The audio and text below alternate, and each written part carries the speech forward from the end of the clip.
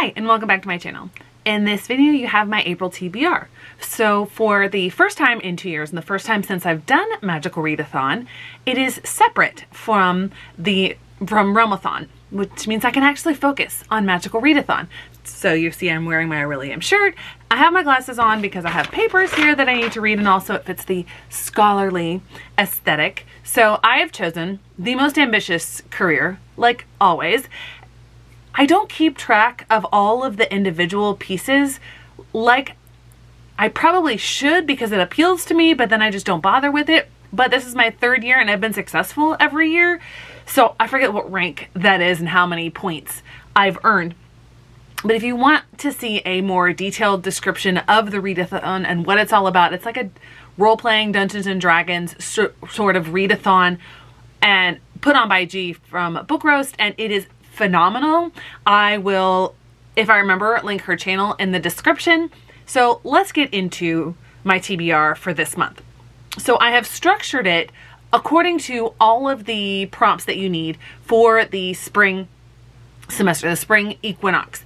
And the alchemist role is what I have gone for. And there are 10 total classes. You don't do the levels. The levels are in the fall. So the 10 total classes that I need are Elemental Studies, Animal Studies, Astronomy, Alchemy, Inscription, Artificery, Spells and Incantations, Restoration, Demonology, and Lore. So 10. Now, this year, the special thing that she's added has to do with lore, so you don't have to read a book for that, but I'll get to that in just a moment.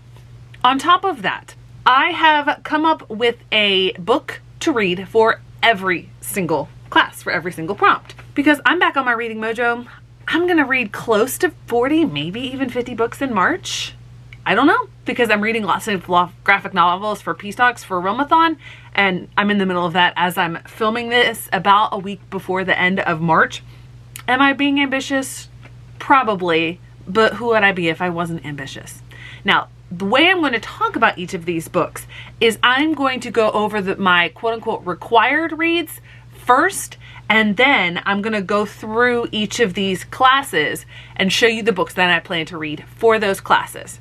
So my required reads, like my goals for the year, we're starting with the series that I'm going to start, and that is the Founder's Eye trilogy by Robert Jackson Bennett. I'm super excited for this.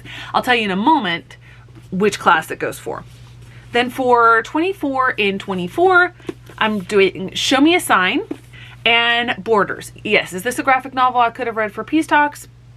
Yes, but I had already chosen my 24 and 24, and this is off that list, so I'm saving it for April. So for series that I'm going to clear off of my list, series that I started before I started watching BookTube, I'm going to finish off the Renegades trilogy with Supernova. I read book 2 for Realmathon. I didn't read this one because it's not red on the cover, but I'm going to finish that off. And I'm also going to continue in the Sisters Grimm series, and this is book 6, meaning after this I'll have only 3 books left for that. As far as nonfiction, I do have a couple nonfiction, but I also have some books coming that that I purchased with my tax return money that will enhance my nonfiction selection, because what I've discovered is a lot of the nonfiction that I had back here in my owned TBR, that they were published prior to the advent of easy listening to audiobooks online, like the different apps and stuff. And so the only books available were abridged versions. And I don't want to read an abridged version because then to me, you're not reading the whole book. So I needed to go through and get some more of my nonfiction so that I'd have them available. But for Realmathon, the ones that I have chosen are Doomed. It's the story of Sacco Vanzetti and the End of the American Dream. I believe I have an ARC copy of this on NetGalley. If I do or if I don't, if I do, I'll use this and increase my percentages. But if not, it's a nonfiction. And the other one is one of the ones from that selection that I know that there's an audiobook available of, but I still want to learn as much as possible about this situation. So I'm choosing Palestine, Peace, Not Apartheid by Jimmy Carter. All right, so those are all of my required. As far as Rick Riordan goes, my Rick Riordan Presents imprint project, I have read a lot of those books this month because a lot of them I also had as ARC copies. So I'm not going to specifically target any of those in this TBR, but I have several more on that list that I requested and downloaded. So I may get to them, I may not, but I'm not targeting that specifically. Out of all of the ones that I just talked about, only the nonfiction ones are not going to count for one of my classes for Magical Readathon. Let's start in order. We start with alchemy. So for alchemy, the prompt was a circle on the cover. And so for that one, I chose show me a sign, and the circle I'm counting is this right here. For animal studies, you needed to have a yellow title, meaning that the letters themselves needed to be yellow. And so because I've been wanting to read this for a while, I chose Bonesmith by Nikki Palpretto. I'm kind of gold as yellow.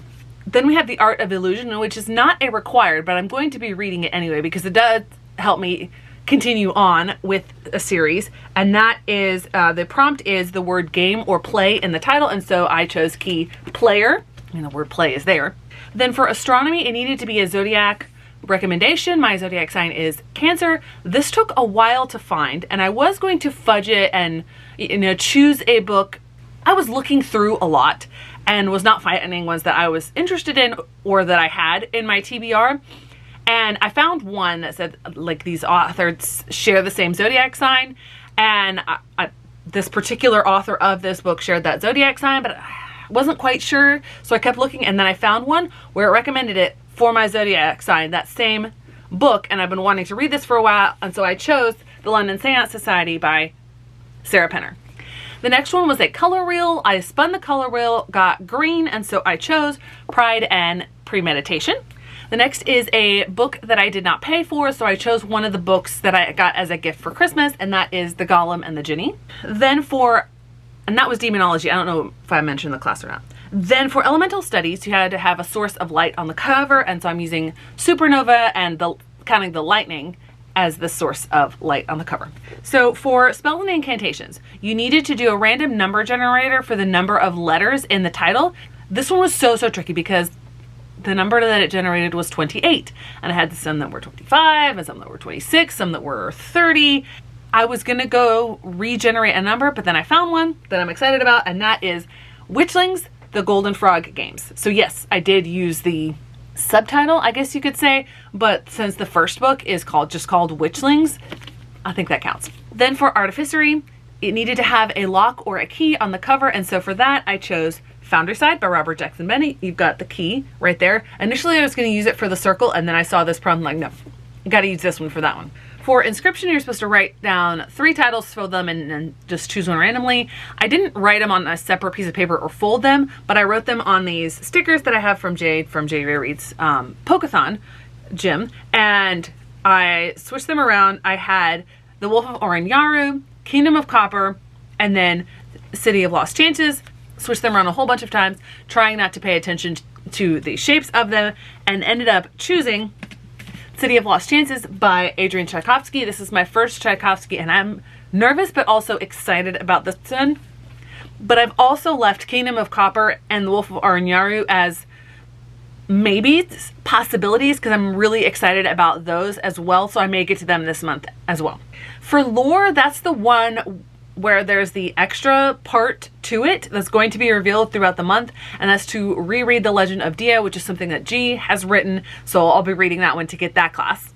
Then for psionics and divination, it needs to be a prediction bingo that she's done in a few of her videos, or at least one, where before you start reading it, you make a bingo board of things that you think might be in that story. And so that's going to take a little bit of work. Hopefully I'm going to make myself stick to that. But for that one, I've chosen Tales from the Hood, which is book 6 in this series. So I can kind of think of things that will probably be in this series. Then for restoration, book that you think can cure slumps. And so that's why I saved a graphic novel for that one. And for that, I chose Borders. And then this last one was really difficult because this reading year, even though I've been reading a fair amount of pretty decent books, I have not rated that many 5 stars. And my only 5 stars were from nonfiction. So that's difficult to find one, whereas this blurb says, you have to read from the author who blurbed your last 5-star read. It's a little difficult. So what I did is initially when I rated it, and still in my chart, I've rated it 4.5, but I'm bumping it up to 5 stars, and that is Black AF History. I'm not reading this again, but it did have blurbs on it, and one of them was Ibram X. Kendi, and I do have a book from, I'm ending that. I'm still gonna count this. I don't know why my mind thought this, but literally, I chose The Water Dancer by Ta-Nehisi Coates. My mind somehow thought that Ibram X. Kendi was the same person as Ta-Nehisi Coates. I don't know how I did that, but I wrote this down, I chose it, I'm going to keep it, I'm going to count it. I'm not sure why I thought that. I'm literally just discovering this as I'm filming it. They are not the same person at all. I don't know why my brain did that. Their names don't even sound similar. Oh, okay. This is hilarious. Thankfully though, shapeshifting is not necessarily a class that I need. So I'm gonna look through, I've given some more 5 stars in March, so I probably will end up switching this one out, but oh my word, that's hilarious that I'm just now discovering this. All right, so after that, I'm gonna stack up all of the books that I have physically here. The other books that I may or may not get to throughout the month are going to be books from my ARC list. I am almost to 80%. I want to get above 80% on NetGalley. I was at 76%, but then I found several from the Disney Publishing Group because Kwame Mbala, who published the Tristan Strong series through the Rick Riordan Presents imprint, now has his own imprint. And I discovered this because I was looking for one book, Moko Magic, that was said to be part of the Rick Riordan imprints line, and I couldn't find it anywhere. And I saw Moko Magic on NetGalley, but it didn't have the symbol for the Rick Riordan Presents imprints. And I'm like, oh no, did it get dropped? No, it's now part of the Kwame Mbala series. Imprint is called Freedom Fire, and I'm super excited about that. And he has a new book coming out. But anyway, that dropped my percentage from 76 to 74.